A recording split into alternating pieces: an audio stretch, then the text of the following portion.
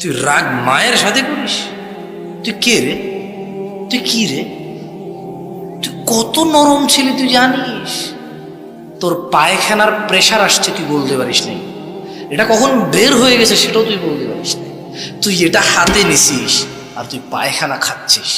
তোর ওই অবস্থায় তোর নিরাপত্তা দিয়েছে সে, তোর ওই অবস্থায় সে তোকে নিরাপত্তা দিয়েছে। তুই এতটাই নরম ছিলি যে তারা ভয় থাকতো যদি তুই ওদের পিঠের নিচে এসে মারা যাস। তোকে 3টা 4টা 5টা কাঁথা দিয়ে এক সাইডে রাখে নাই, তুই যদি পাল্টি খেয়ে পড়ে যাস।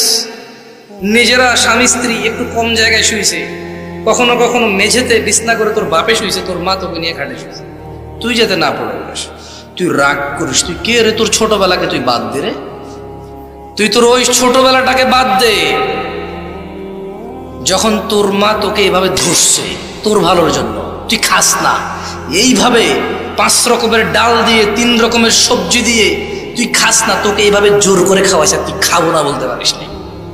তুই ওই ছেলে রাগ দেখাস রে, ওই ছেলে রাগ দেখাস তোর মায়ের সাথে। বললো যে 3 ভাই আছে, মায়ের জামা কাপড় ঈদে আমি কিনে দিই, মা অসুস্থ হলে ডাক্তারের কাছে আমি নিয়ে যাই। বললাম যে তোর মা যখন তোকে পেটে নিল, তোর মায়ের পেটটাকে তো 4 ভাগ করে নাই যে এই অংশে তুই থাকবি, এই অংশে আসতেই পারবি না, তোর বাকি